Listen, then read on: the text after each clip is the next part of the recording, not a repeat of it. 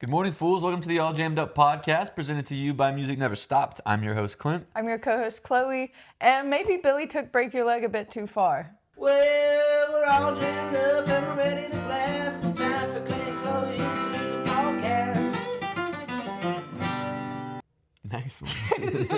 Nice one. Thank you. I was panicking trying to think of one right before we started. We're recording this Sunday morning.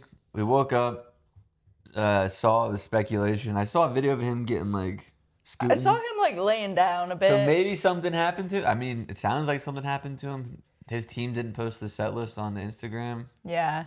And there was that police scanner video report. It's artist with a broken leg or something. So we'll wait until we actually figure out what happened. Hopefully he just twisted his ankle or something. God, I hope so. Poor guy. Also, but very typical, that would be the way. Doing a kickflip before the encore. Yeah, you're too old, man. Get off the skateboard. Your leg. He's been ripping the skateboard lately. He has. There were those videos of him out in Tampa skate park. He's kind of been on it. He had a little jolt. But Been reignite. We saw him on Tuesday. Maybe my favorite show of the year so far. It was an absolute killer show. I'm going to pull up the set list. The only thing I will say... That place was huge. That fucking venue was massive, and security was a bit boo-boo. They yelled at us to put our shoes back on. I get, sometimes you get seat tickets, and then maybe you walk down to the soundboard and you dance around. And most places, I feel, are pretty... okay with that, it's as long as you're out of the way for the people coming in and you're not being a dick. Yeah, you're not disruptive. You're not you're in your space. You make way for the crowd that comes through. We're just dancing. We're dancing. Yeah. And that is, what is music without a little boogie? And this lady, first she came up to us and was put your shoes on, which shining lights on the feet, lights in the faces.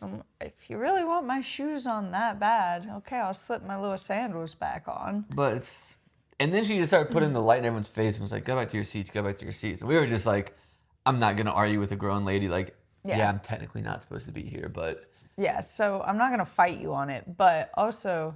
Give it a rest. That's crazy. The idea of shutting down dancing and making people... The thing that annoyed me the most, because I agree, we're not in the space we're supposed to be, that's fine. If you want me to go back to my seat, I can do that. Why do I have to put my shoes on? Yeah, why say your business? Why do I have to put my shoes on? But I've never had someone be hey... maybe they're hey, you can't be, when you're trying to get in, they might be hey, you can't come in. It's okay, whatever, you're right. Sure. But usually people congregate back there, dance, no problem. This lady Chauffeur? What? Huge chauffeur. I meant to say for sure. I don't know. I don't even know what I said. Chauffeur. I don't even know what I said. But yeah, just a weird... But anyways, the show was great. We got... Nutshell into Wargasm. Started out with Long Forgotten Dream, got the Cuckoo, Train That Carried My Girl From Town into Black Mountain Rag. I'll give myself a little props. I was excited because I knew it was Black Mountain Rag, and I can never tell those apart. I'm thinking it's this one. Got a Must Be 7, 15 Steps, which I always love. In the Morning Light, Little Sadie, Highway Hypnosis, and the first set. It's a crazy first set. Comes back in Turmoil and Tinfoil. Uh-huh. And then Sini Stretch, Miss the Mississippi and You. I fucking loved hearing that. That was a really nice one. Fire on My Tongue, Riding That Midnight Train, Fireline, the lights in Fireline specifically. Shout out to Saxon Waller. That dude's a G. Waller, we love you. Love you. Yeah, the lights on Fireline were intense. Running the Route, Blue Ridge Mountain Blues, which was also beautiful. This fucking man loves North Carolina, and I love it.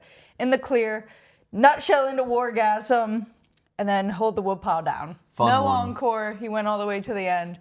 Fucking sick. Great show. I think he was meant to do an encore. He's had to miss out on both our encores recently. Well, I think he's kind of not doing encores because even when people post the set list on Instagram, the ones they got, they'll say not an encore. Oh yeah. So I think he's maybe picking and choosing when to do encores. I mean, Friday night in Charlottesville, he didn't take a set break. Yeah.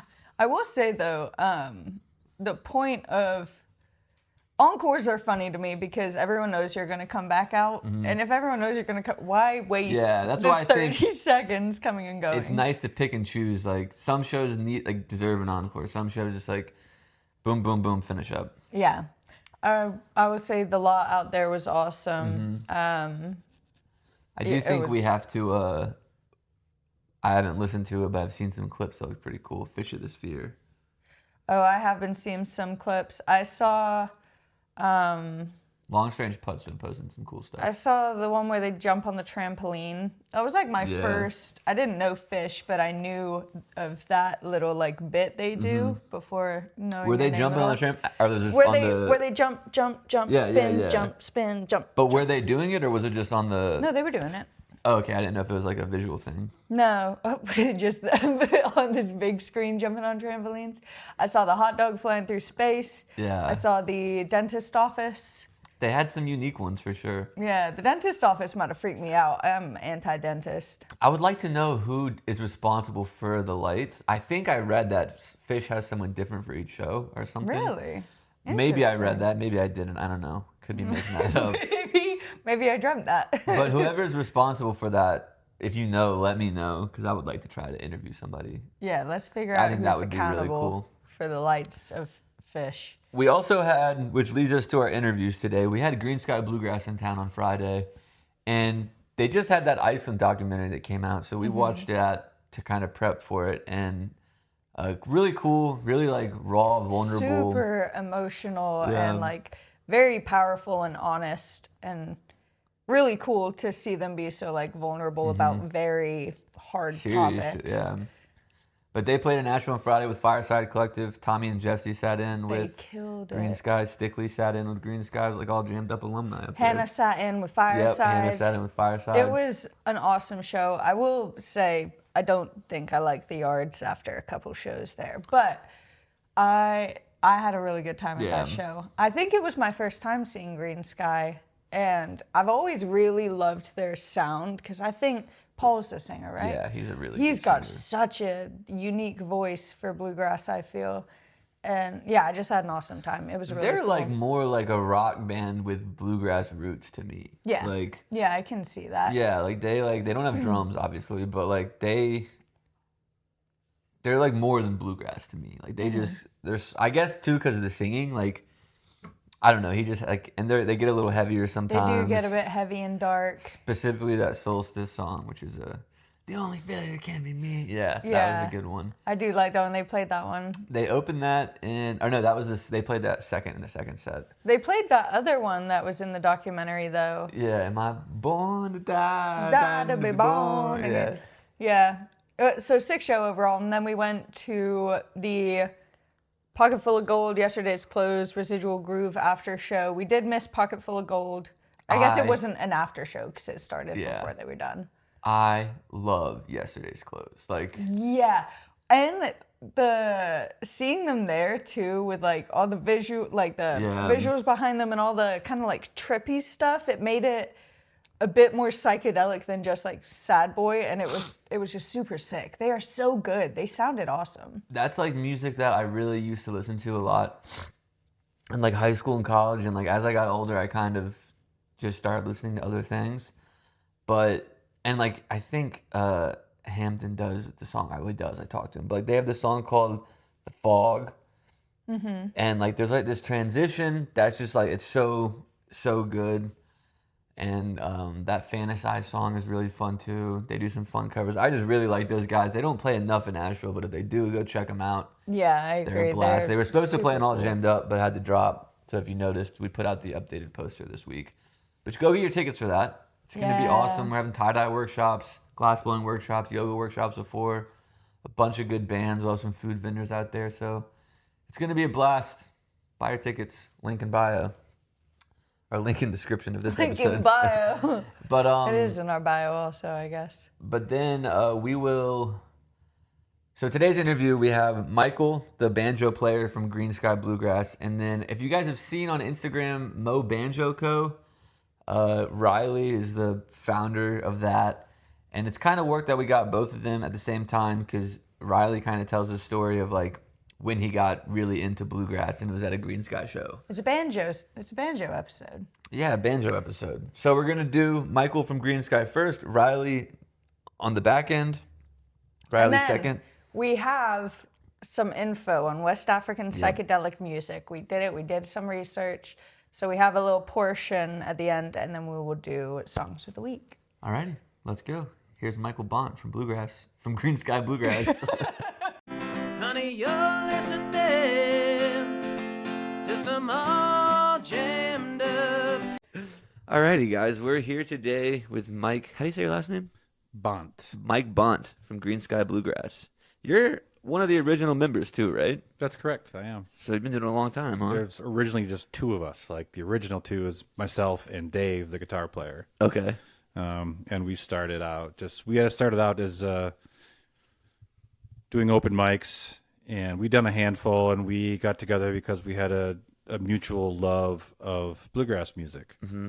And at the time when we met, Dave was actually a great drummer. He actually is still a great drummer. And I was a guitar player, but we were both like learning our respective instruments. Right? I had picked up banjo when I was in college, and he had picked up guitar, and just started playing and really loved bluegrass music. I think his like dad had a love of bluegrass and kind of showed him the pathway of like how, what a guitar and bluegrass kind of sounds like. So what were those shows like, the just two of you guys?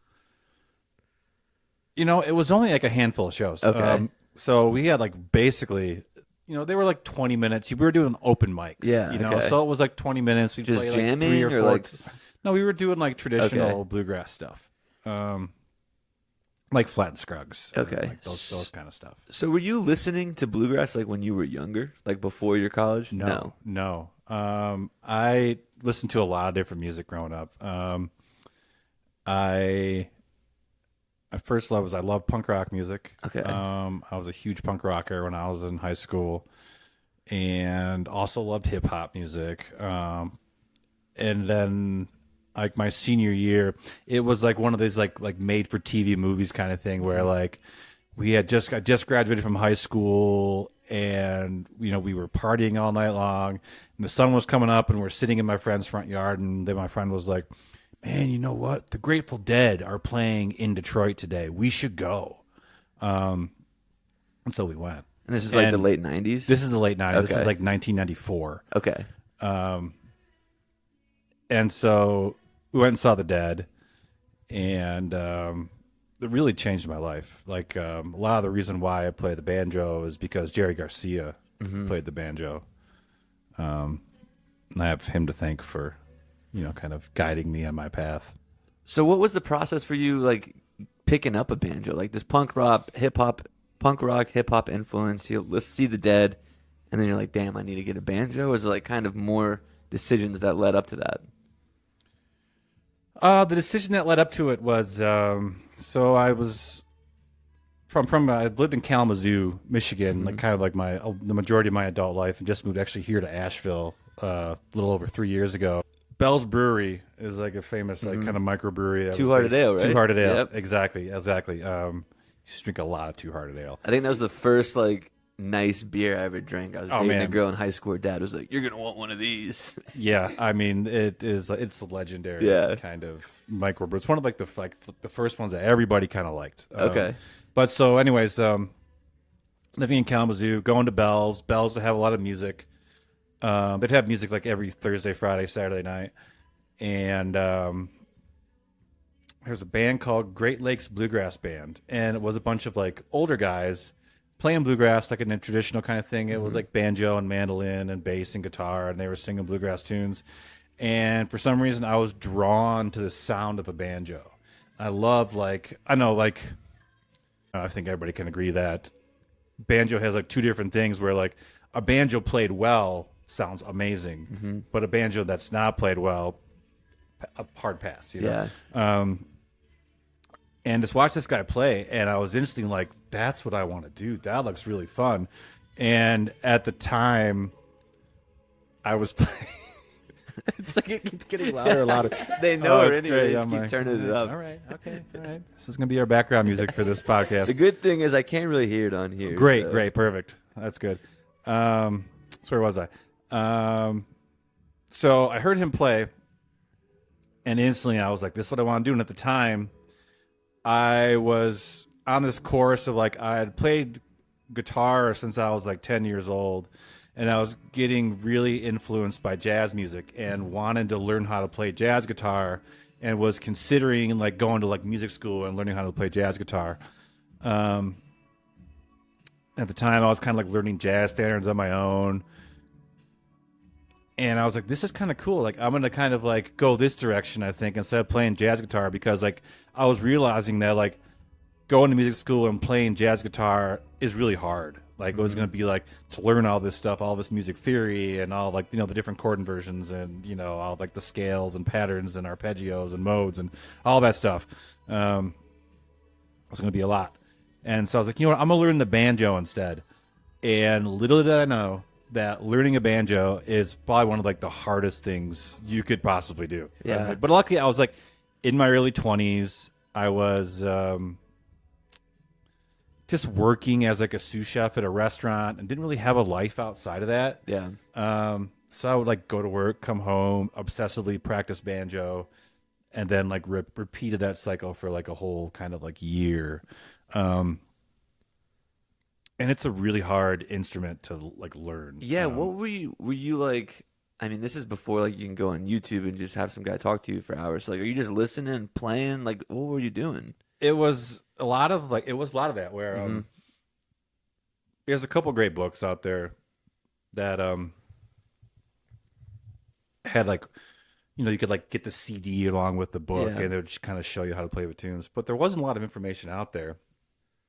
So it was a lot of like trial and error where you see like the music, and a lot of it was like from like the Earl Scruggs banjo book.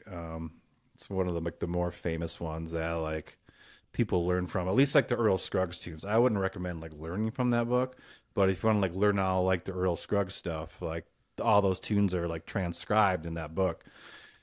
And it was a lot of like listening to like, you know, I would go to like a music store.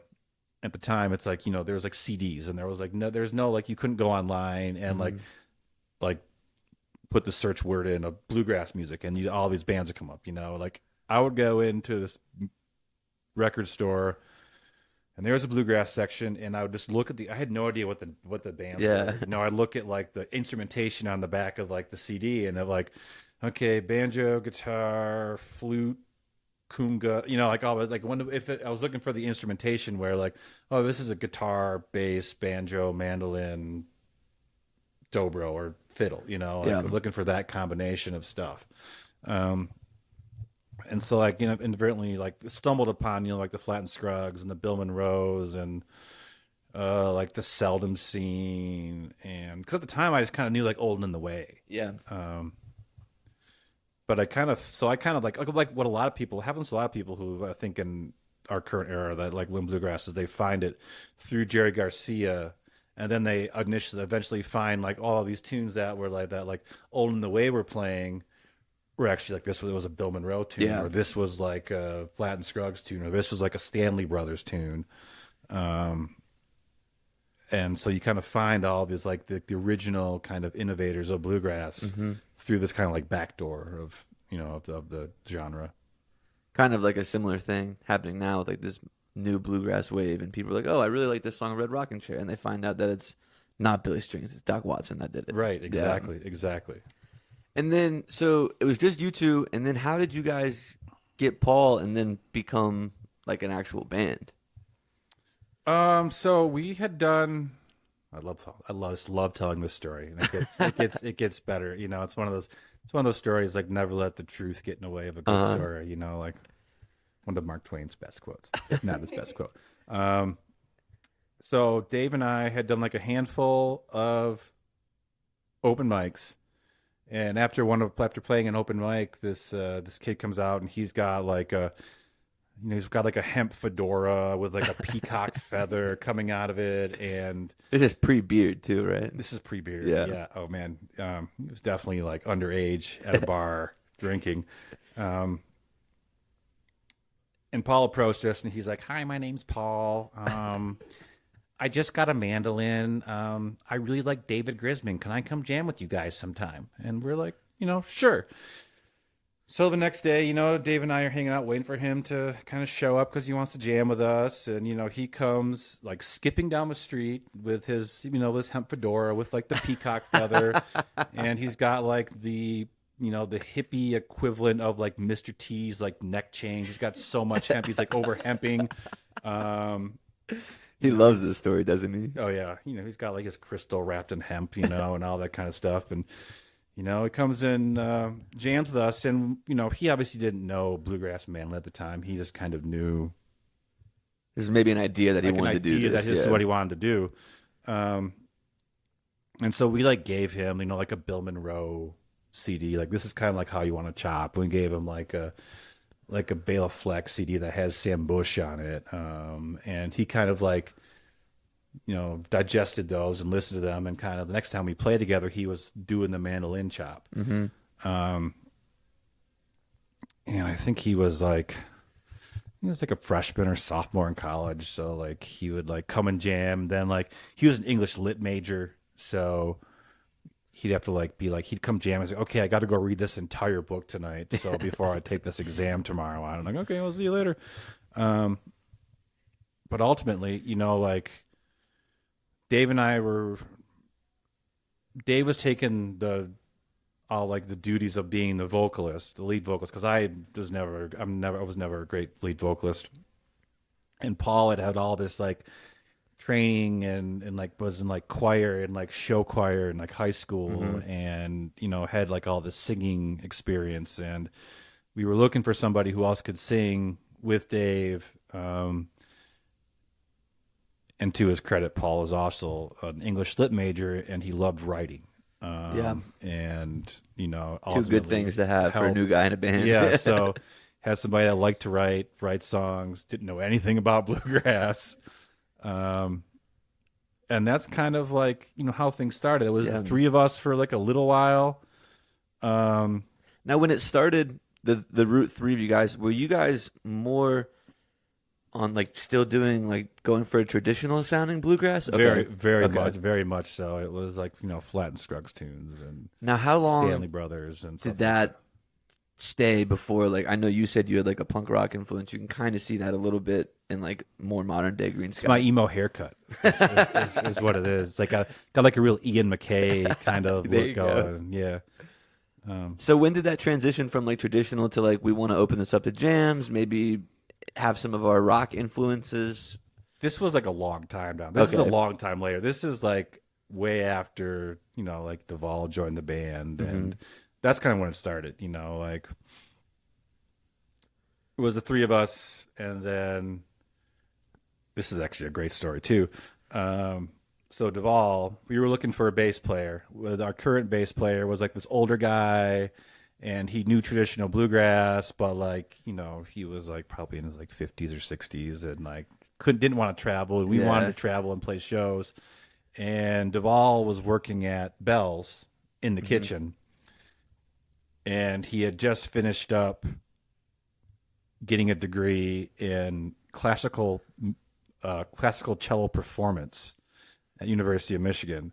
And he came to us like, hey, I really like your band. I'd love to like work in music, and I don't want to work in like the classical world. I'd love to like, like manage you guys, or like, be on a street team, or I don't know what I want to do, but I want to like be involved. Yeah. And we were all like, what would really help us is if you learn how to play the bass. And he was like, okay.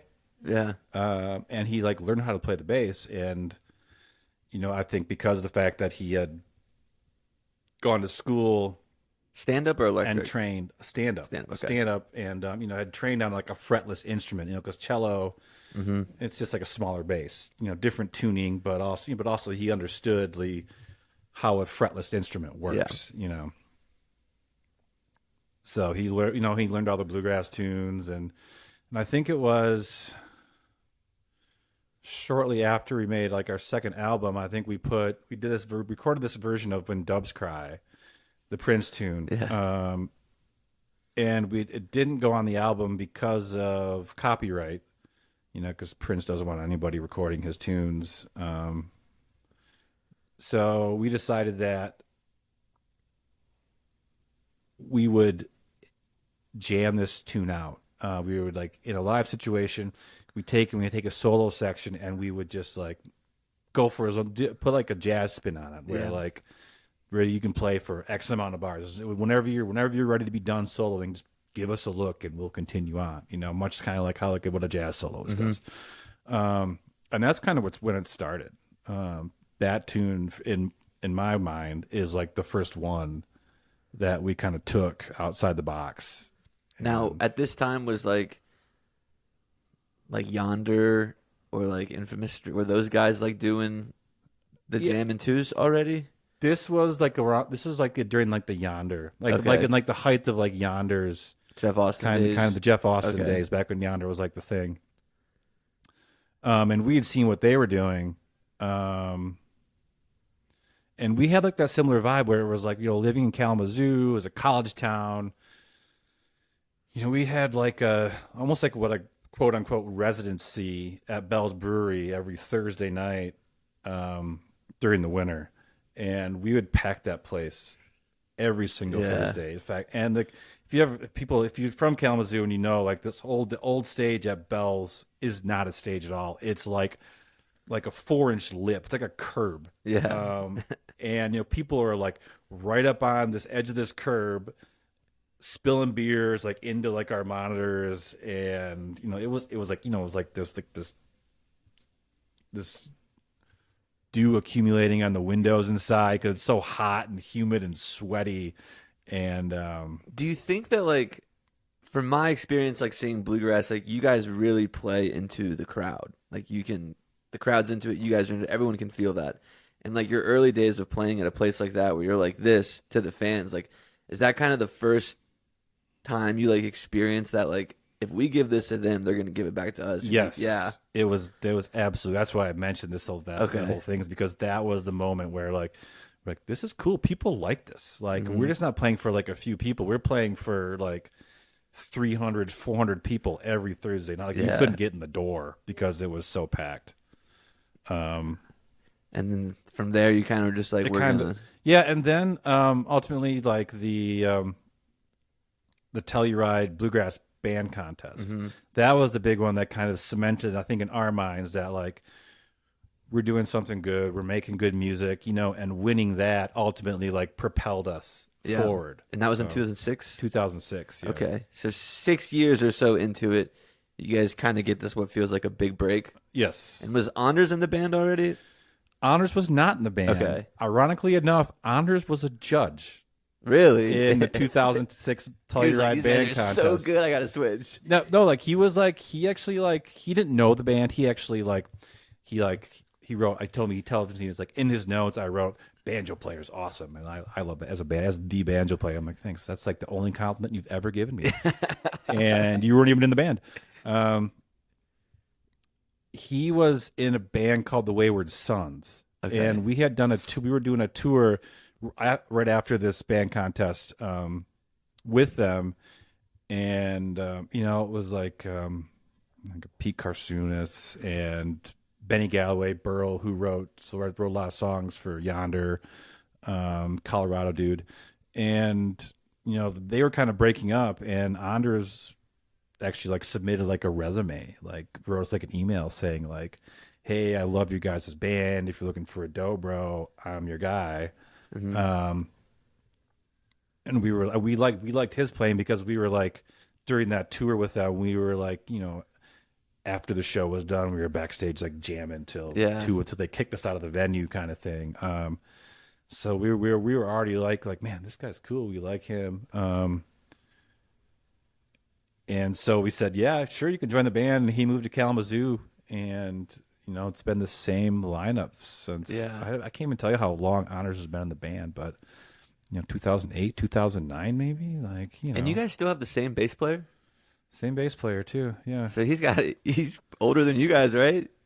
No, quite a bit. Oh no, no. So Duvall. Oh, okay. So the old bass player, we said goodbye to him, and then Duvall took his place. Gotcha. Okay. I was like, dang, you guys, he's got to be pretty old. And that's when we started. That's when we started touring. When we got Duvall, and we used to tour the four of us. And Paul used to have a Toyota 4Runner, and we used to go on like a 2-week tour in a Toyota 4Runner with like all of our instruments, like a small PA.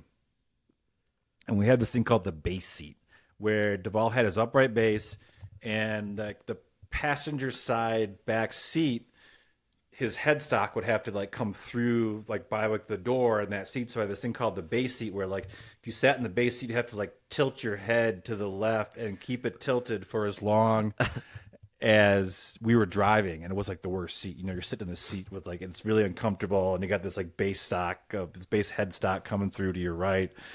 And, you know, God forbid, you know, we were never in an accident, because whoever was in that seat would they probably had their neck broken. Yeah.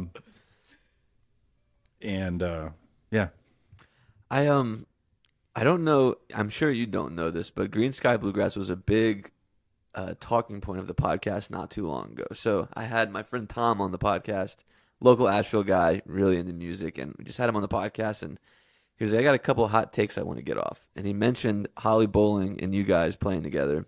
And he was like, we need to see more keys in bluegrass. And, you know, it became a big thing on Instagram, people being like, that's not traditional. So your take, as someone who grew up traditionally listening to bluegrass, what's kind of your take on keys in bluegrass? Do we need more of it? Is it okay to open up to instruments that aren't strings?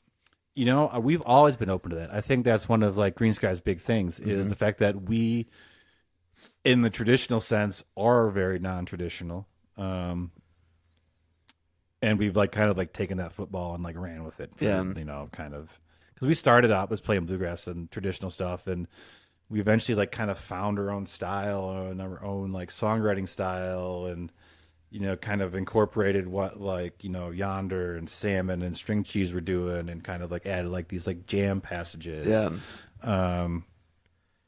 Now you guys are playing with Fireside Night. Has there ever been a conversation for drums in the band? We'll never have drums in the band. Never. No. Okay. No. It's just we've had drummers sit in with us. See, like we've always prided ourselves in having instruments that are non-bluegrass instruments sit in with us. Like, you know, like you look at like a band like Railroad Earth, right? Yeah. Where Andy Gosling, you know, rest in peace, used to play like flute and saxophone and banjo and guitar. And so like, you know, they were kind of have this bluegrass kind of sound. They had drums too. You have drums too. But we were always open. He was one of the first guys where like, we'd like open up for Railroad, and Andy would sit in with us and he'd play saxophone, you know, over bluegrass too, and just shred it, you know, or like play flute, you know, or whatever. He played like he played like penny whistle and all this weird shit. You know, he was kind of the first, and then we kind of, from there, you know, we were always open to having horns, or, you know, like the occasional drummer or keyboards. And, you know, Holly is one of these, she's an amazing musician. Yeah. And we first met her, we were playing a gig in, Eugene, Oregon, I think. She came and she was opening up and doing her Holly thing. And we were talking to her after our show, and come to find out that she's from Michigan. Not only is she from Michigan, I'm from this small town called Grand Haven in Michigan. She's actually from Grand Haven, Michigan. No way. And so we had this like instant rapport with her. We're like, oh, cool. We're all from like the same place, you know? And she always has loved like our songwriting in its non-traditional sense. She loves our songs. She loves the way our songs like connect with people. And how rare that is and how unique that is, as opposed to kind of what she's doing, where, you know, she's playing fish tunes, or she's playing dead tunes, or songs that have already been written by somebody else, you know? Yeah. And fish tunes, you know. What are they even talking about half the time? What are they ever? Yeah, I mean, You're going to make somebody mad at that. Yeah, I mean, granted, like, I don't listen to Fish. Haven't in a long time, but I did go to over 50 Fish shows between 1995 and 1997. So I did go to the Clifford Ball. I did go to the Great Went. So I've got some like heady Fish creds somewhere. Yeah. We're seeing our first Fish show this summer. Oh, awesome. I kind of have no street cred because I have the Jam Band podcast, but I haven't even seen Fish.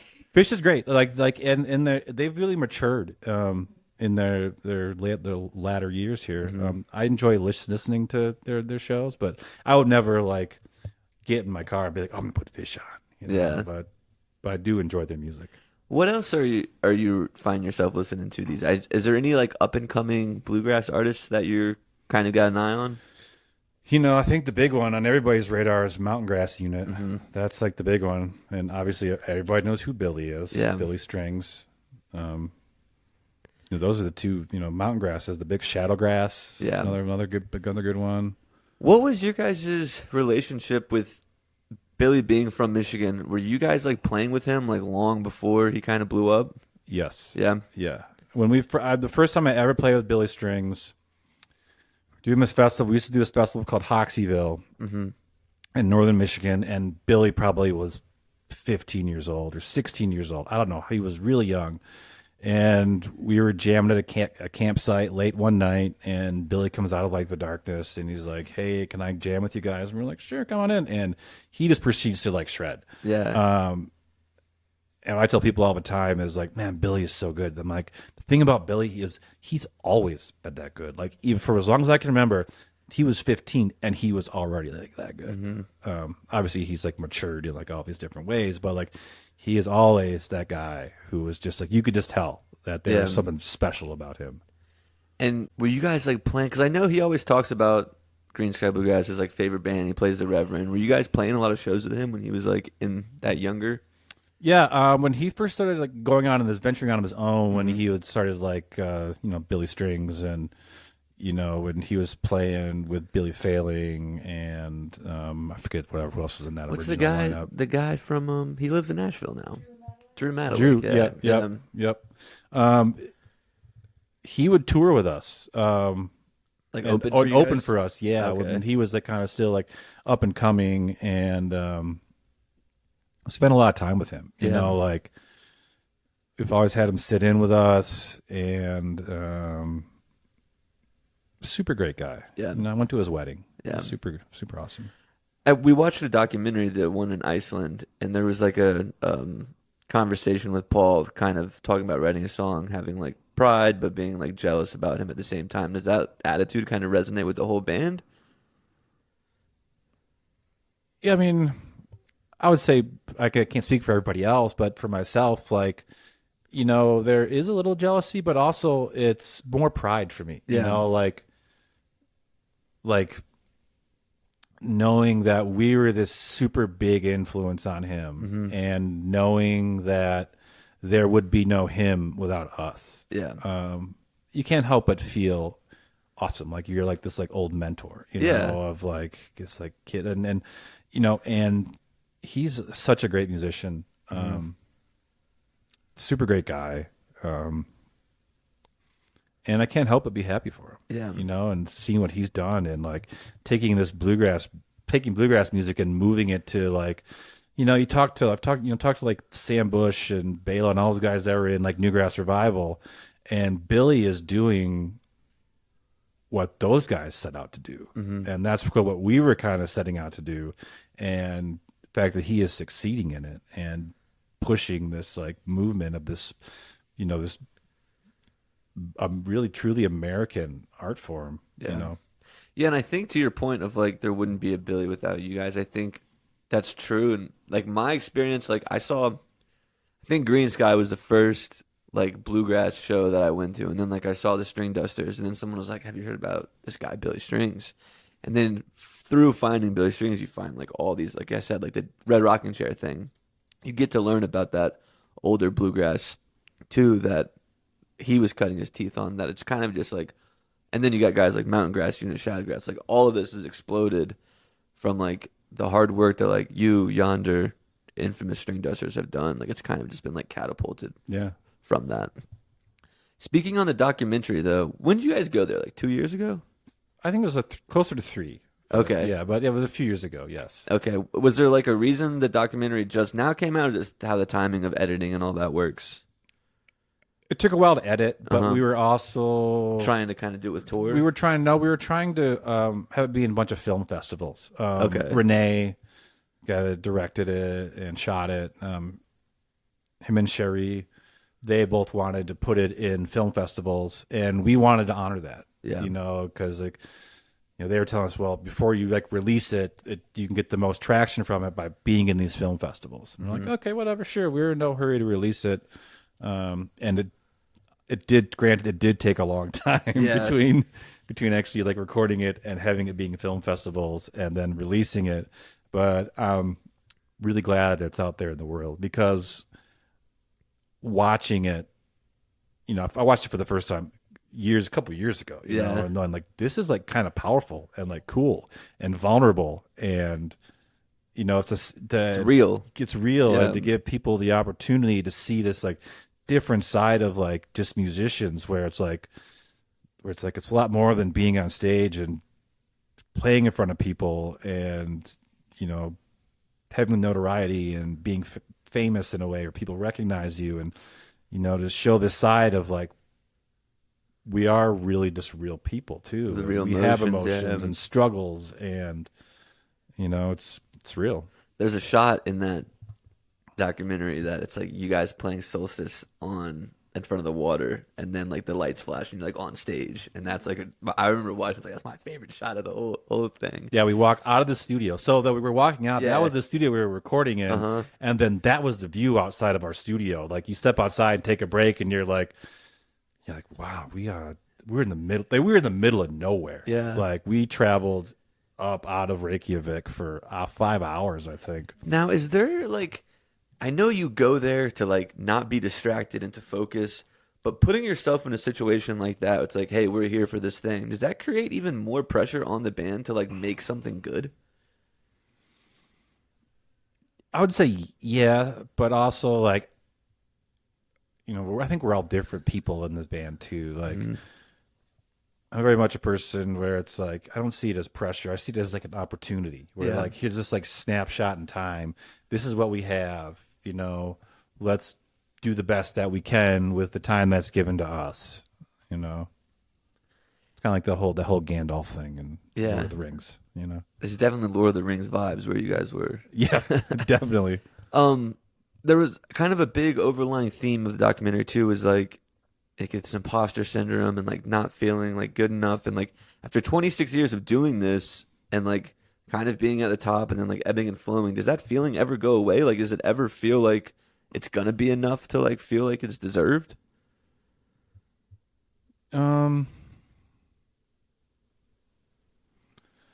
We'll see. I mean, I still love what I'm doing. I feel blessed like every day to like, be a musician and do what I love for a living. They say that, do what you love for a living and you never work a day in your life. And granted, side note, it's a lot of work. Yeah. Yeah. But it's never too much. And it's always for this thing of like, I've always wanted to be a musician since I was 10 years old. I started playing guitar when I was 10. I played trumpet in band through high school. Played in punk rock bands, like I feel like if I wasn't going to be a musician, I'd end up a chef probably because I love cooking. Same here. Yeah, nice. I just I had a sales job, month and a half, quit. I was like, I'm going back to the kitchen. Oh man. I was a sous chef. Really? For a long time. Yeah, like Greensky would be playing shows, and we'd play a show in like Chicago and get done like 2:00 in the morning, drive back, I'd sleep for like 3 hours and then go do like a 12-hour sous chef shift. You're in Asheville now though for good? You live here? Yep. Okay, nice. I saw that you're a golfer. I am. Do you still play quite a bit? I still play, yes. Where do you play around here?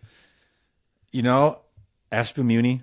Okay. Great. It was tragic that after Helene, they just, they took all like the debris and brush and just destroyed the front nine that they had just re-rossified. Is it still there though? It's there. My wife and I, we just went and played with my parents a couple weeks ago or last week.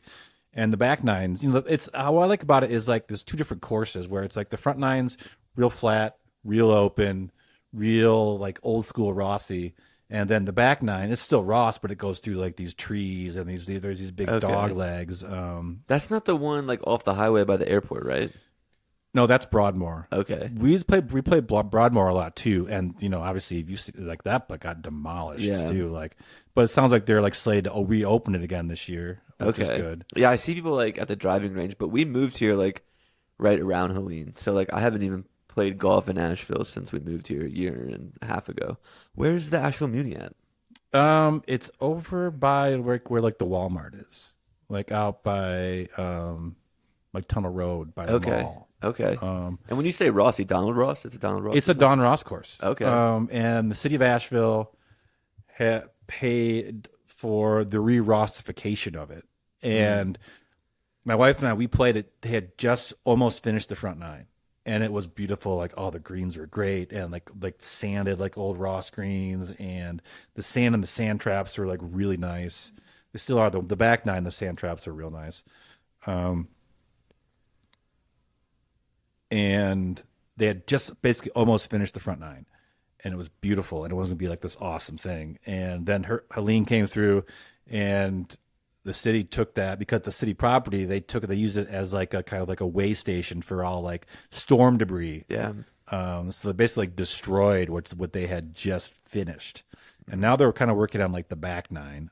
You kind of can see we're out there, and you can see where they're like kind of like they're gonna recut the greens to make it like the original green sizes. Nice. And it's a lot of the sand traps. The sand had already been replaced. I was in one of the sand traps on one of the holes, and I was like, this is nice sand. You know, like when you're in a sand trap, they actually have like sand in it. They actually hit. Yeah, it actually it makes the shot so much easier. Do you play on the road at all ever? I do. I actually have my clubs with me. Hell yeah. What's your favorite course you've played, being all over? Oh, shoot. There's a couple. Palmetto in South Carolina, in Aiken. Is Palmetto is it like a part of like there's like 3 courses there? No, Palmetto is one of the oldest courses in the United States. It's like 20 miles away from Augusta. Okay.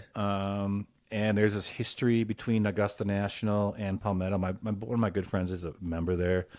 But it's like super private, but also like super chilled and like laid back. Like, okay. They'll be like old guys, like they're members. They've been members forever, and they'll be blasting like Widespread Panic, and that sounds about right. SEC rock and roll.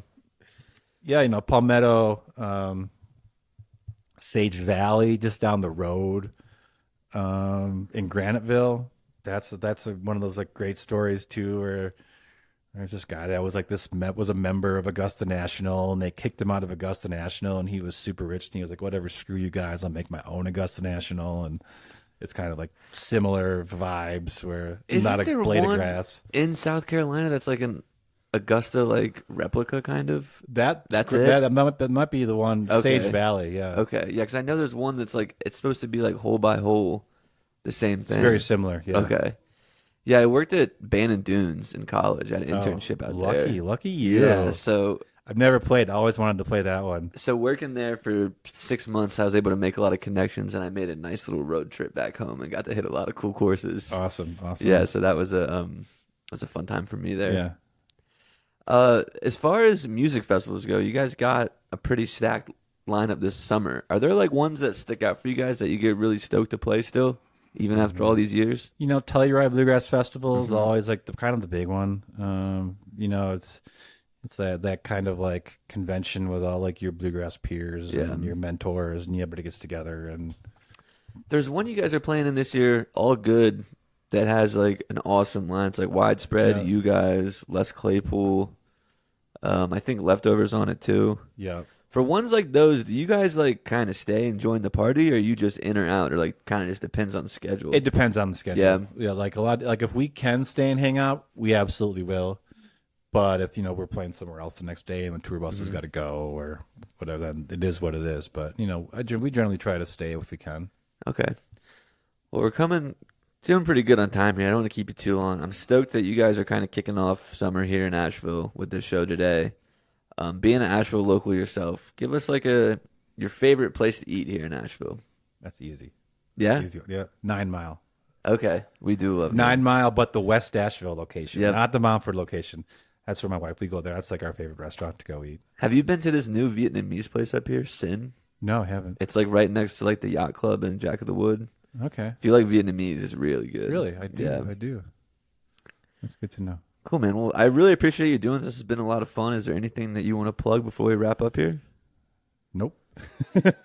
And for all your, I would plug the show tonight, but like I don't think that's not going to help, right? I mean, it's gonna be out Monday, so you guys will still have plenty of shows coming up. yeah. Well, come see us. We'll be around. Yeah. And we'll tell your bandmates that you did great at interviewing. I did do great. I did do great. Thank you. I appreciate that. Another one. Alrighty, guys, we're here with Riley today from MoBanjoCo. You guys may have seen these guys on Instagram. Got some cool merch. I should have worn my hat for this. All good. Yeah, you guys have that one, and then there's the other like blue. Is it a blue one too? I see everywhere. We Or we purple. do Is it purple? have, it's kind of like a yellow purple with Mhm. a pink ribbon. All product of our good friends over at Dome Swap who had an extra line on that, and they were like, or had those quantities just sitting there. And we showed them our logo, and they're like, "Oh, we've got the perfect hat for that." Yeah, those guys, man, they make some really good stuff. The Yeah. the Mountain Grass, one, they have a new Dogs in a Pile one. I think it's already sold out. That one's really sick too. And they're just really good people, Matt and Yeah. Emily, and the whole team that goes concert to concert. Yeah, I met like a crew of them at one of the Billy String shows. They were on lot, but I think it was just people they had out there hustling hats for them. Yeah, yeah, good peeps. Yeah, I saw we saw 65 North Pickers a couple weeks ago, and Nice. one of them was repping one of the hats. Nice. Yeah, love the 65 crew. We're big on those on that band. They're freaking incredible. Yeah, man, they blew us away for sure. We talked about it a little bit in our last episode with them, but you see so many bluegrass bands that it's like, okay, and you kind of like have an expectation going into what it's going to be, and it typically will meet those expectations, but for them to be like that far exceeded was really, really Exactly. exciting. Yeah. Exactly. One of the things that really impresses me, I love, I obviously follow them on Instagram, and they're obviously very active there. They post a lot of their set lists. What impresses me is the fact that they're sitting there, they're ripping a bunch of different set lists, playing a lot of nights per week, right? Yeah. And the set lists are never the same. They're mixing it up. They've got a crazy amount of songs that are in their repertoire. So that to me is like, wow, these guys they're on the really right track. Yeah, they're legit, man. Yep. For the people who don't know who you are, don't know about MoBanjoCo, give yourself a little introduction. Yeah, no, I appreciate it. And honestly, I just appreciate the opportunity to come on. Been following the shows really since we started we're coming up on a year, technically in business, right? At first, when we started, we were like, let's just figure out a way to make some cool merch and utilize this bluegrass is cool theme. It's funny. It actually came to me. My wife and I, we were up in Washington last summer doing some camping and stuff. And we were out on a hike one day. And obviously I was in deep with Billy Strings fandom for a long time, right? And I don't know, we were just walking down a trail and it dawned on me, bluegrass is cool. That's kind of a cool tagline, right? And Simple. confirmed. Yeah, simple. It's fun though, right? And it is cool. And I just feel like we're kind of in this crazy reincarnation of bluegrass music. And so, yeah, we started off, we were thinking, okay, maybe let's just do some merch. Maybe that'd be cool. Maybe that's not untapped, but my naivety was like, let's just start there and figure it out, right? And obviously there's just so many talented artists and merch creators, and it's just it's amazing, one, but two, I am nowhere near as talented as some of the folks we work with or that are out there in the industry, right? So I've got one artist that we use. He creates all of our merch. He just kind of got the label or got the idea and took it and ran with it. But yeah, as we started kind of navigating that course, we quickly learned, okay, so we're in Salt Lake and we're getting a ton of really good artists, but most of these artists are swinging through on a Tuesday, Wednesday night on their way to Colorado or on their way out west, right? And so I started to kind of think, okay, well, what can we do to like make Salt Lake a super desirable place for Mm-hmm. music? We've got the mountains, we've got the demographic, right? People really love bluegrass out here. So I started exploring that idea, and then come to find out there's this incredible bluegrass scene and jam scene and old time, um, uh, just collective group community here in Salt Lake. And so we started getting more and more just kind of introduced with those folks, and getting more kind of introduced with the bands and stuff here, and just started working with any band, anybody that is either coming to Salt Lake, or more importantly, the bands that we've got here who are just great, right?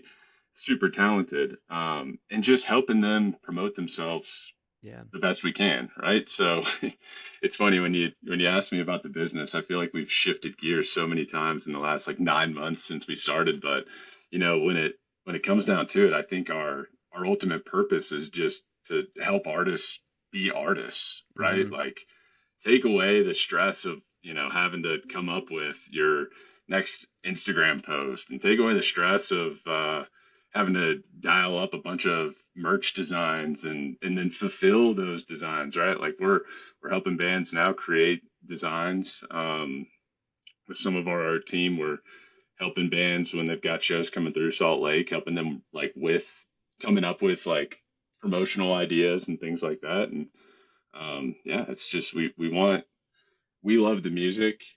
We're not musicians ourselves, so we're just trying to do whatever we can to support the artists that we love to go see. Yeah, for sure, man. What was your kind of, I see the App State thing in the background, and you Yeah, said you're from Charlotte too. yeah, So what's kind of your like origin story into bluegrass? Like what got you? I know you talked about kind of the resurgence with Billy and everything, but like yeah, before that, what was kind of getting you into it? for sure. Oh man, I've got such a great story behind it, but shut me up if I take too You're long good, getting man. there. But so yeah, born in Charlotte, spent about 3 years up in Boone, at Appalachian State. Grew up. My dad actually had or has a love for bluegrass as well, right? So his favorite band growing up was the Nitty Gritty Dirt Band, right? We'd always listen to Nice. them. Yeah. Obviously, a lot of influence in bluegrass and traditional, right? So grew up listening to them. We'd spent a lot of time growing up in Charlotte, up in the Appalachian Mountains, right? And often you would find yourself at a restaurant, whatever, having dinner with the fam. There's a bluegrass band playing in the background, right? So it was always there. And as I started getting older, especially in college, I really kind of had a you know, it came back, right? Like I got back into bluegrass per se, in college, being in Boone, and then a bunch of my buddies in college, were into the Grateful Dead as well, and so that it's just such a natural transition. Yeah. And then, long story short, I was between Charlotte and Salt Lake. My wife and I we were in Chattanooga for a few years. Work had brought me out there from Charlotte, and I had decided on a Friday afternoon late. We had just gotten a puppy. My wife was out of town. The Greensky was playing at the Caverns. This was 2021, maybe. Nice. Yeah. And so I decided late on a Friday afternoon, you know what? I'm just going to go. Bought a ticket last minute. I was perched way up. This was, post kind of COVID. So they had shut down like the cave, and they Mm-hmm. were doing the amphitheater shows, which the Caverns is just incredible, both the amphitheater and the cave. But so I was perched all the way up in the very top left section. I was I was bound and determined to be the first one out so I could get back, beat the traffic, get home to the puppy, right? Some security guard walks up to me and she goes, "Hey, are you here by yourself?" I was like, "Yeah, as a matter of fact, I am." She goes, "We didn't quite sell out VIP. Do you want to come down to the VIP section? We're going to try to fill it up." I was like, "Well, yeah, that sounds great. There goes my intent on getting Yeah. home early, but how can you say Pup no will to be all that, right. right?" Yeah, but it'll be okay. And on the way down the hill, you can pack in a chair and stuff. So on my way packing up the chair and on the way down the hill, she goes, "Oh, by the way, my husband works security, and Billy Strings is here. He's backstage. They're about to bring him out. He's gonna play the whole like second set with Greensky." And I at the time, obviously I know Billy Strings, But he wasn't what he is now in 2021. oh my God, Yeah. yeah. And I had been one of my favorite things to do, and still is like YouTube, watch artists. Billy was part of that repertoire, like at the top of the list, right? So I knew Billy Strings. I had never seen him live, dude. That whole set, and it's on now because I've gone back and listened to it several times. They just go back and forth playing each other's songs the whole second set, right? It was just awesome, and that really solidified. Hook, like line, I remember sinker. dude, yeah, it was over. It was over. Yeah. And I just remember getting home that night. I really don't even know if I went to sleep that night. I was just so juiced on the music, Yeah. And that's really when the affinity for bluegrass and Billy Strings and all that started, and it's just taken off since. Yeah, that's awesome, man. That is a cool story. So what was the VIP like when you were there? Was it just like close up? It was cool. Yeah, it was, it was just like there, it was kind of right behind the pit. But it was awesome. I mean, the caverns, they do it right. I haven't been back to the amphitheater since, because that was sort of towards the tail end before we moved. But that is just such an awesome venue. I need to get out there. I haven't been out there You yet. gotta go. Gotta go. Especially now they're doing they've brought back the cave. I think Daniel Donato maybe just played there. Yeah, he does like a Camp Cosmic thing. I don't know if it's like this weekend or next weekend. It's coming up soon though, for sure. Nice. What took you to Salt Lake City though? So that's actually a funny question too. So between Chattanooga and moving out here, my wife and I, we spent about 1.5 years on the road. Coming from the East Coast, we knew that we always wanted to move out west. We just weren't sure when, where, that type of thing. We both had the fortunate opportunity to be working remote, and both of our remote jobs had, no issue with us working from the road. So we spent about 1 year like finding Airbnbs all over the place and negotiating and doing all that, got all of our places booked. And then we started in Prescott, Arizona, and we just made our way clockwise kind of around the Rockies, got all the way up into north of Seattle, up into PNW, and spent a little time up right on close to the border in Whitefish, Montana, and then worked our way all the way back down to Salida, Colorado. And we had Salt Lake on our short list even before moving, or like solidifying that Salt Lake was it. And after that whole road trip, we get to Salt Lake at the tail end of the trip, and we were like, oh wow, this is the city that's in the mountains. Like, have you been, Clint? Have you come out here? Dude, I've done a couple cross-country road trips, and every time I've done it, I've just gone around Utah. Like, it's just been inconvenient for my end location was either like Oregon one year, and then like I came up through Vegas another year. So it was just like both times I wanted to go to Utah, but it was like it just didn't work out. Clint, that's exactly the problem we're trying to solve, man, with these bands and these shows. I told you jokingly, but we've got to get a Billy weekend here. I think that once that happens, then we're good. So you guys have an arena or something there? Because it seems like that's always going to be playing soon. Of course, man. Yeah, Okay. We got the Delta Center. We got the Utah Jazz and the Utah Mammoth, who just are the hockey team booked their ticket to the playoffs. Yeah, man. We got a big arena right in downtown. It's awesome. Yeah, you do got to make that happen. Billy, if you're listening, but I'm sure you are. He played here. It's actually crazy. We work with a lot of the venues here in town. One of our favorites is the Commonwealth Room, and they, of course, they've got the running wall, all the artists that have played, and there's a picture of Billy. I want to say maybe it was like 2018, 2019 that he played here at the Commonwealth Room, and it's just such an awesome venue, so intimate. And I just imagine that happening now. It's just so crazy. I You know, I've heard about Salt Lake City's music scene, but it's always when I've heard it, it's like kind of in like the punk hardcore Mhm. realm is like what I hear. Like Salt Lake still has a really good hardcore scene. So like Yeah. the bluegrass scene, like who are some of these bands that we should be like keeping an eye out for? Like who's up and coming out there? Oh, absolutely. Yeah. And you just struck a hard chord with that question because we love these guys out here. But so Pixie and the Partygrass boys are one of the more recognizable ones. Hmm. The Pickpockets. Let's see. I want to make sure I don't miss one. The Pickpockets. Then you've got Raccoon Rodeo. Um, You've got The Last Wild Buffalo. Yeah, of course, Theoretical Blonde. Those guys are absolutely tearing it up. See your shirt opening up for Goose this Okay. summer out here.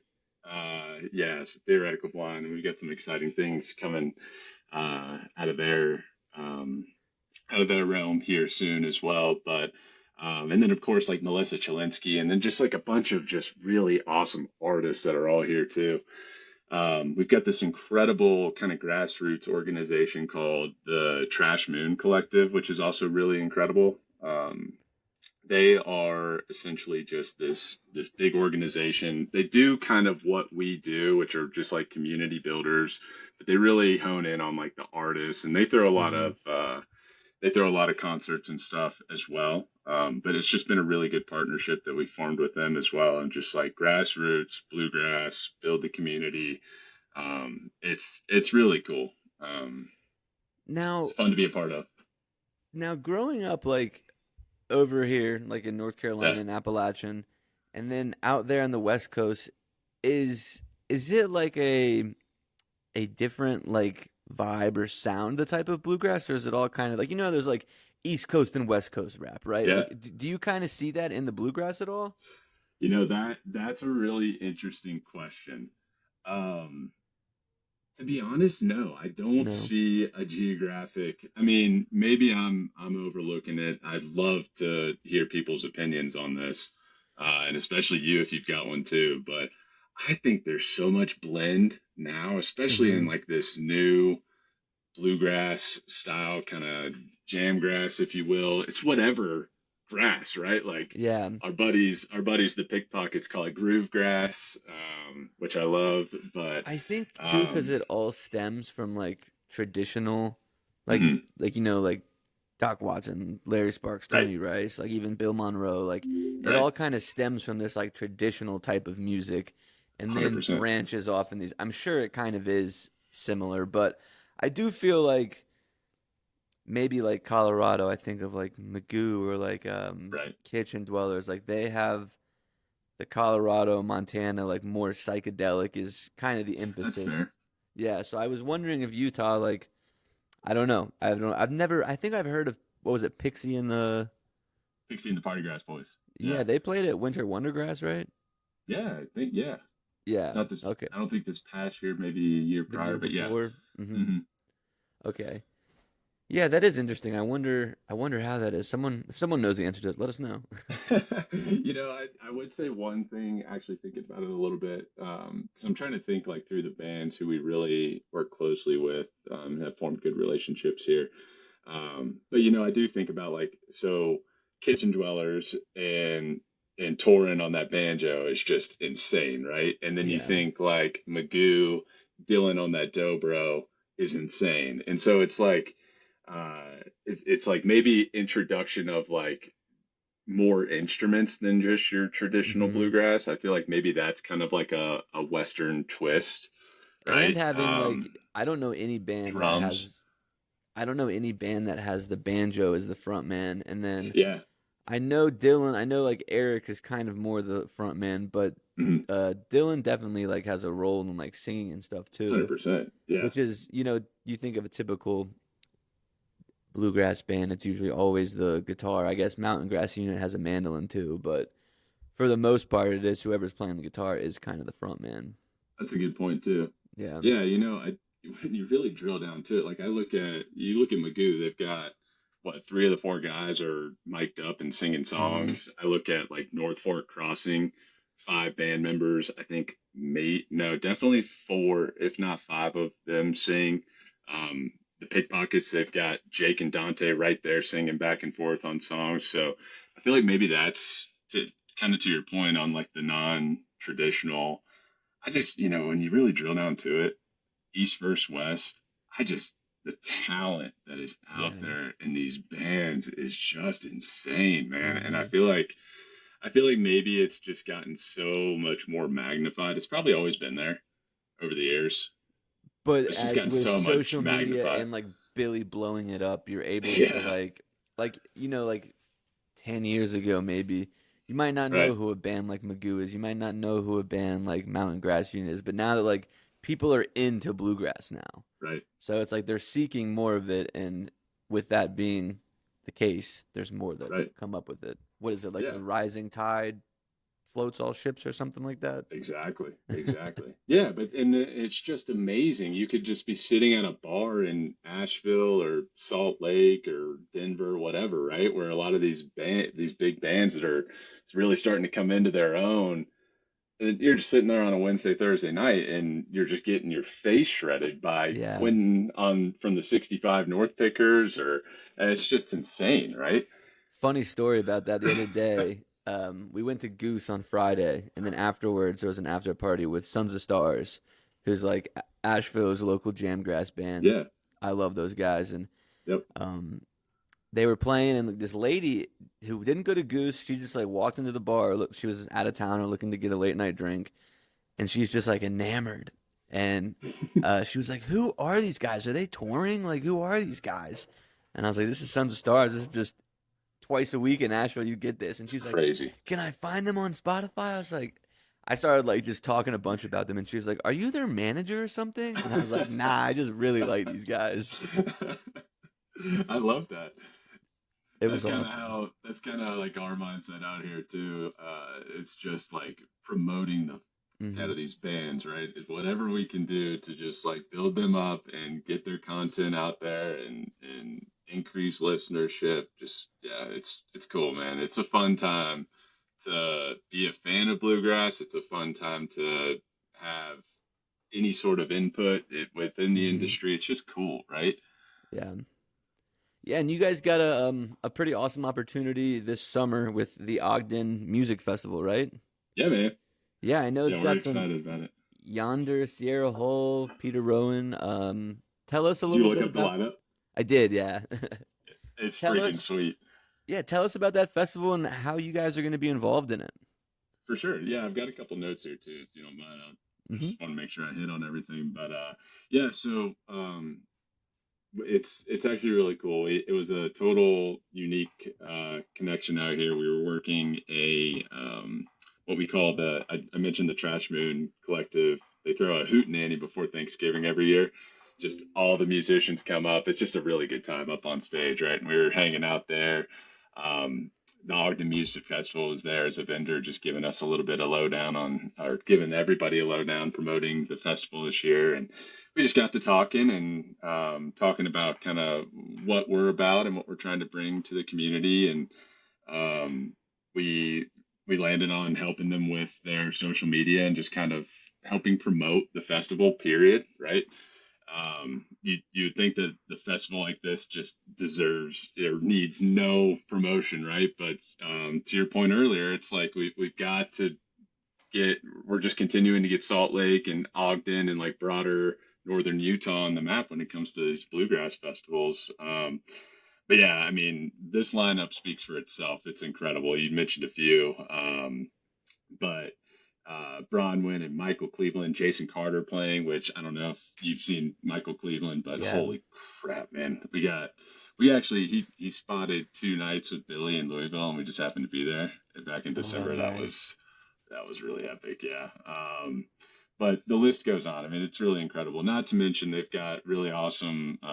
They've got tweener sets, and then they actually just announced this past week that they're bringing 2 local bands as well, which is awesome. Last Wild Buffalo and Melissa Chilinsky. So we're super excited about that. It's not just out of town big names, but it's also local artists as well who are having their own moments, right? Melissa is absolutely incredible banjo player, and her band is awesome.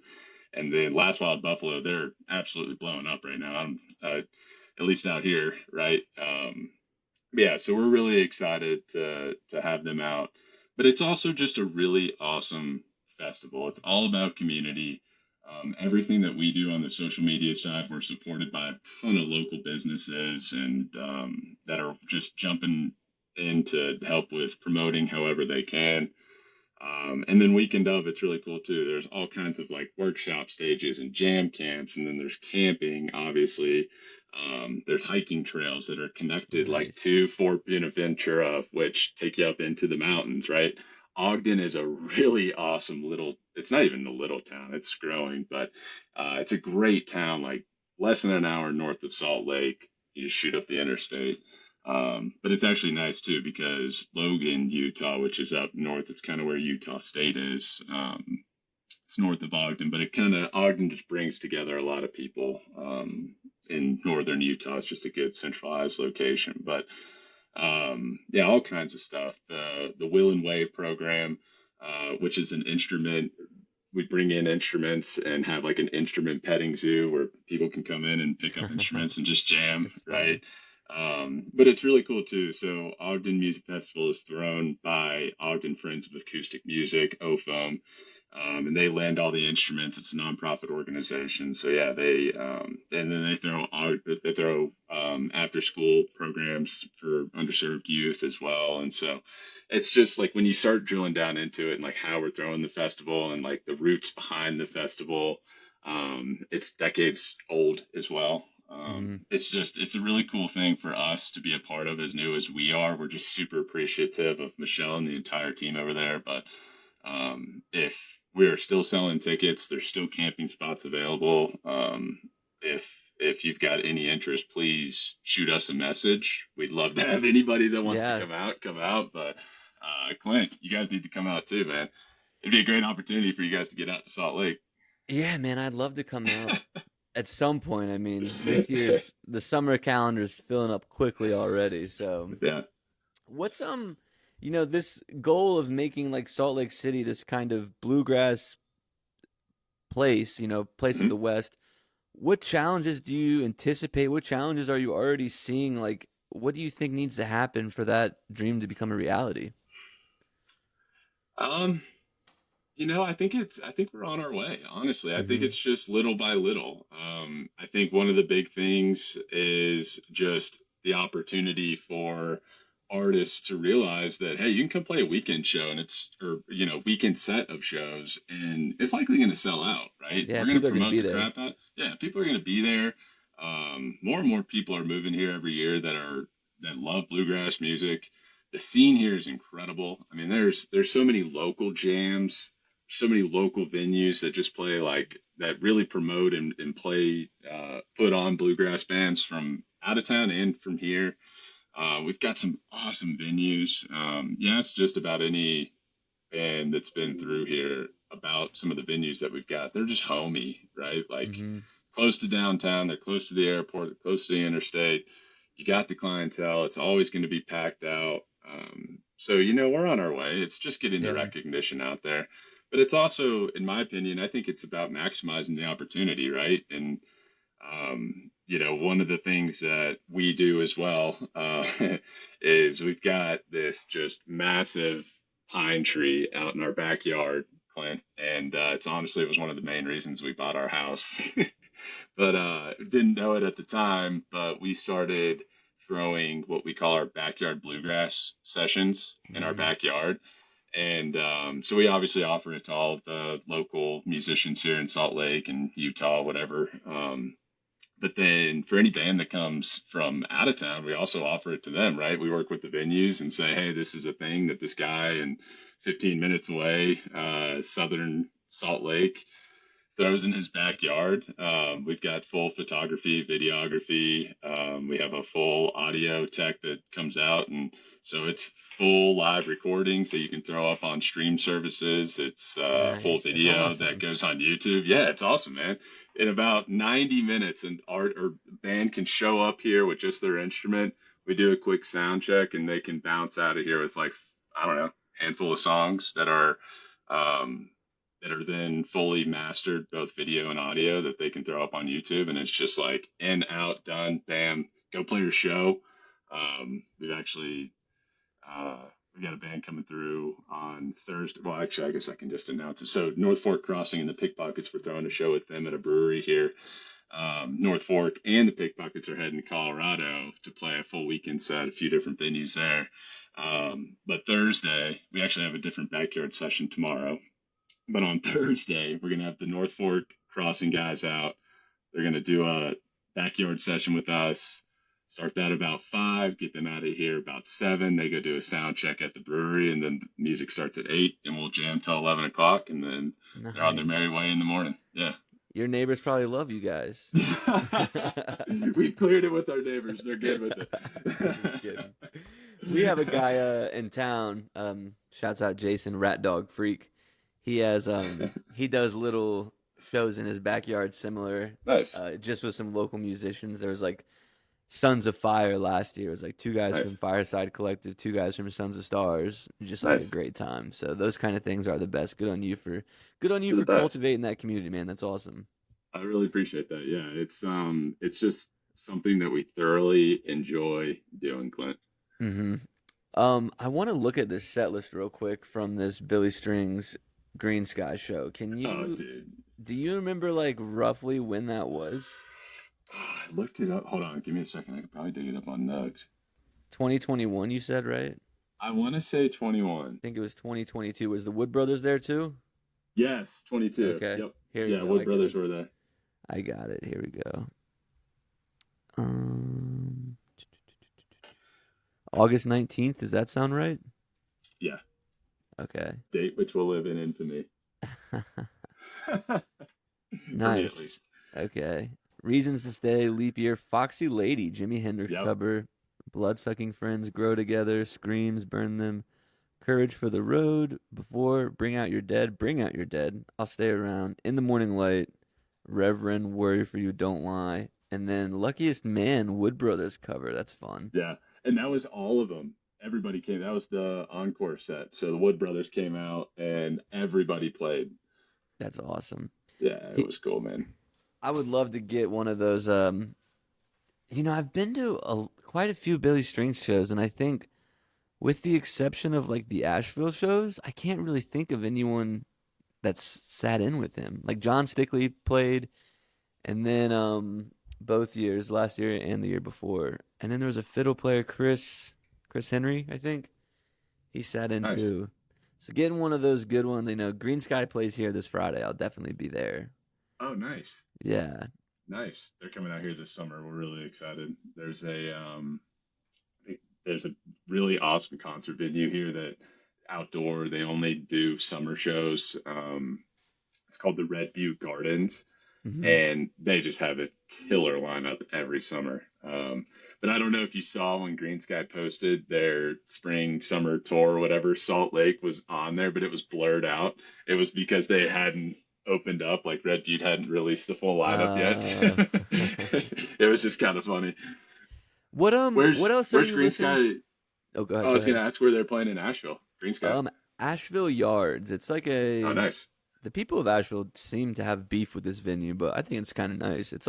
It is like kind of just a concrete slab next to a bus stop, but like it always sounds good, and like it's right in downtown. And Yeah. for me, the shows end at like 10, and that's good. I don't want to be at a show till midnight. Same, dude. Is there anything that you're listening to that's like not bluegrass? Like, do you dip your toes in any other music, or is bluegrass kind of your main jam right now? Yeah, for sure. I mean, I honestly, man, I love it all. I love just like classic rock. I do love some EDM. I'm not like a huge EDM head, but we do love going to those festivals. My wife loves it. So I definitely dabble in that. A band I've really just been digging lately. I throw it on. I'll throw their radio on Spotify. Is Leisure. Do you listen to Leisure at all? Do they have an album cover that's red? I think so. Yeah. I feel like I so. have listened to them before, but I couldn't tell you anything that. Just been digging their stuff lately. just kind of that like vibey, funky jam, throw it on in the background and do whatever. Dude, I'm so deep into bluegrass, man. Yeah. It's like you know what I've really enjoyed lately, it's really over the last like year or so, it's just my Nug subscription, man. I'm so deep. Like anytime Mountain Grass or Billy or posting something up new, I'm dropping what I'm doing and I'm listening to it. We packed up the car Saturday morning and drove to Savannah to catch the Billy String show. And on the way Nice. there, we're listening to the Friday night show. Yep, exactly. Exactly. It's so much fun. Wait, how was Savannah? It was good, man. It was so I said this on the podcast that went out the other day, but like I've been seeing so much Billy Strings this year. Like we had 4 days in Asheville. I went to Nashville and then Nice. Savannah, and like the first set was a little slow, and I was like, like maybe I'm just spoiled. I've been seeing a lot of Billy Strings. I guess a slow show here and there makes sense. Comes out second set, just melts faces. So I was like, never mind. He's still Billy Strings. We're going again tomorrow, actually, to go to Greensboro. Oh my gosh, nice. And then we're done for a little bit. Yeah, nice. That's awesome. Until Billy Ween, right? Yeah, we got Billy Ween, and more than likely we'll probably shoot up somewhere this summer. But man, we got Dark Star Jubilee coming up in May, and then we got All Good Festival coming up in June, and then we got All Jammed Up Festival in July. So like we're wait. Tell me about All Jammed Up Fest. Yeah, so I did it last year and it was just 4 bands. This year we're doing it a little bigger. We got like 15 bands, I think, 2 stages. Kendall Street, Sacred Hollow, Sons of Stars, Fruit, just some more Asheville bands too. Pickety Split is another bluegrass band we played last year. Oh, we know. Yeah. So we got some good things happening there. We got like doing it more of like an experience. Last year was just 4 bands and kind of like a long concert. This year we'll have like tie-dye workshops, glass blowing workshops, yoga workshop before the music. We're gonna have a few different food vendors out there. So, oh, that's awesome. Starting to come together. We're really excited for it. Yeah, got a great lineup too. When is it again? July 18th and 19th. July 18th and 19th. All right, sweet. Maybe if you want to make it out, let me know. Yeah, I was about to say, it sounds like a good opportunity to go visit some family back in Charlotte and try on. Yeah, man, that would be awesome. I'd love to have you out there. Awesome. Yeah, I know I hit you about the that Tryon Bluegrass Festival as well at the Tryon Equestrian Center. Yeah, we're thinking about trying to get out there for that too. There's so many. You can't hit them all. There's so many too. Like, is that the Earl Scruggs one? Yeah, Scruggs Fest. Okay. Yeah, that one's really good this year. Yep. The Merle Fest one just came out today, I think, too. Oh, really? Nice. Yeah, and that one's even closer to us. That one's like less than an hour, I think. Nice. But the Scruggs one, I think, is only maybe an hour and a half. Yeah, so not too bad at all. Nice. Cool, man. Well, hey, I appreciate you coming on, man. It was fun to learn about you and learn about MoBanjoCo. Before we wrap up, is there anything that you want to, anything else that you want to plug? Plug? Just follow our page. We'd love to have you as a follower. Our YouTubes as well. We've got a lot of our summer sessions, our backyard bluegrass sessions that'll be dropping. But you know what? We're just out here trying to grow and promote bluegrass out in the Mountain West, right? So if you're a fan of that, and if you want to be updated on a lot of the festivals and things happening out here in Salt Lake, give us a follow, because that's what we're all about, helping artists be artists. Hell yeah, man. It's great what you guys are doing, man. Keep it up. Thanks for coming on. I appreciate it, Clint. Thanks for having me, man. Great to meet you. You just got jammed. What does this sound like?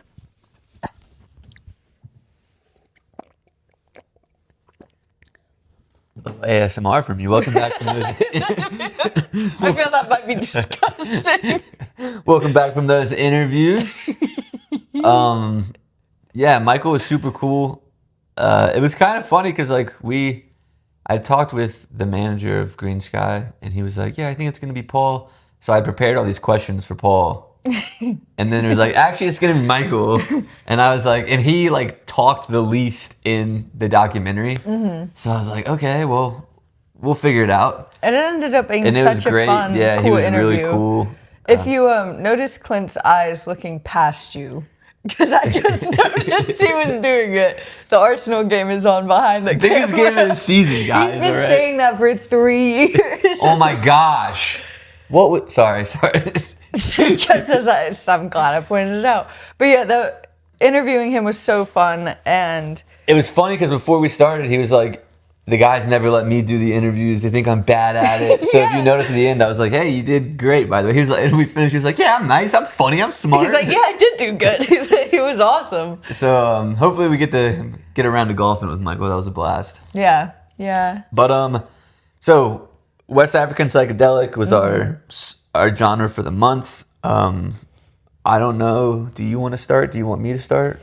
I can kind of start. So from what I have gathered is, I guess, all rock in general, but this genre of music is very politically charged.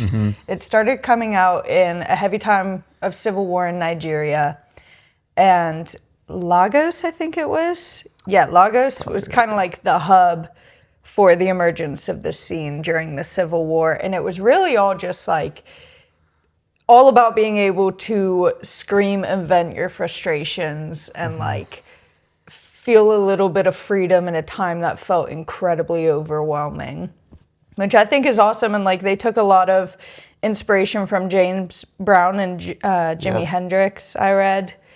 What you got in yours? So mine, in like 1958, so like that whole Western African right there, in 1958, France had given an option to a lot of these countries.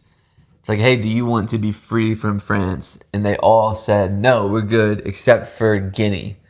So Guinea declared their independence in 1958, and the first president of Guinea was something Toure, and he was like, I feel like our culture has been stripped away over the past years.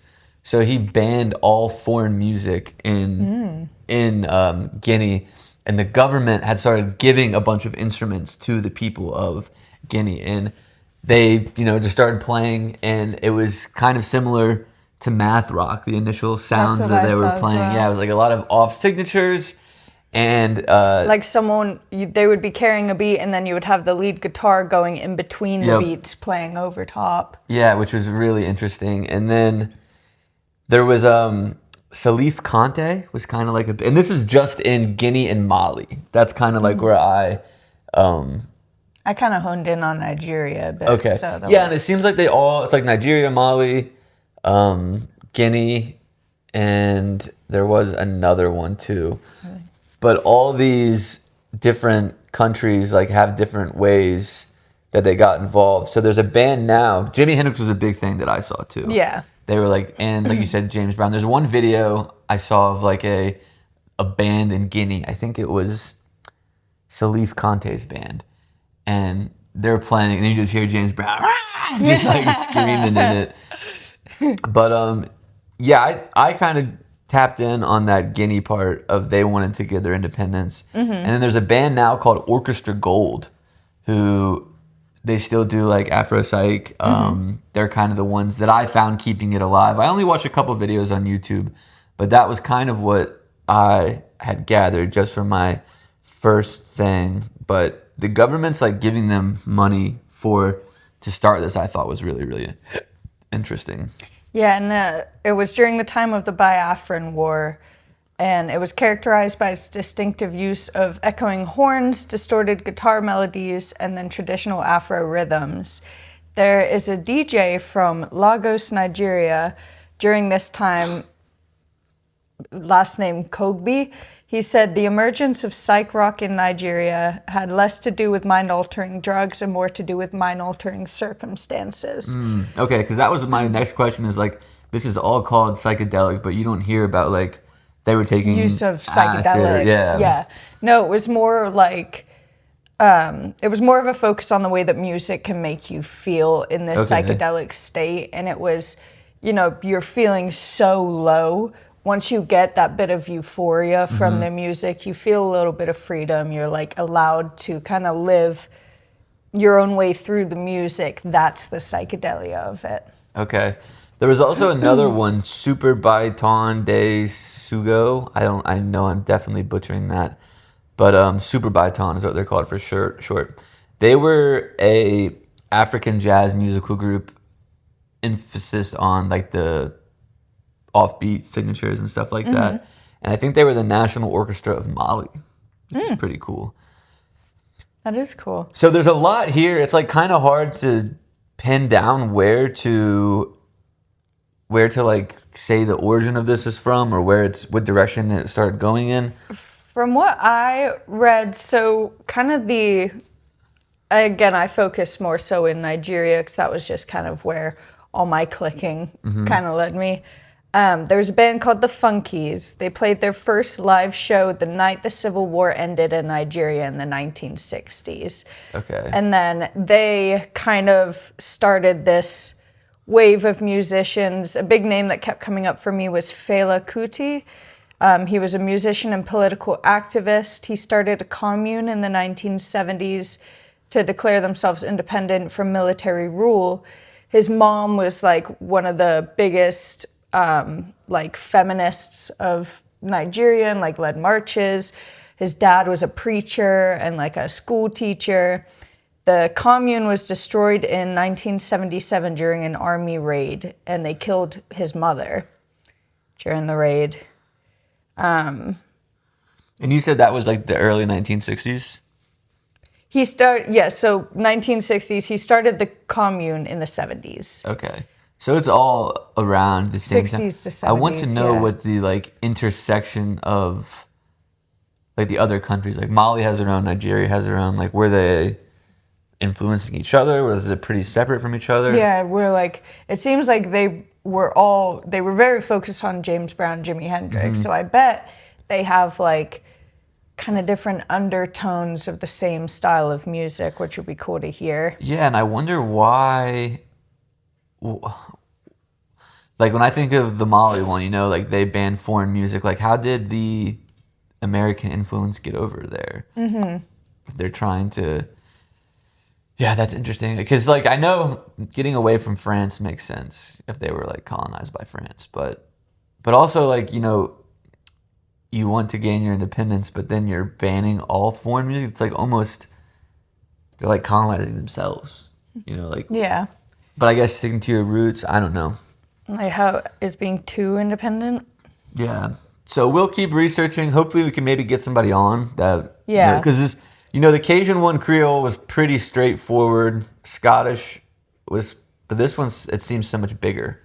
So we'll. I don't know. The Celtic was hard. Yeah, the Celtic was hard. The Celtic was hard because I tried not to go too far back on this one because I'm like, I'm confusing myself trying to go too far back. Yeah, I think 60s is the sweet spot of like when it kind of took off. Yeah.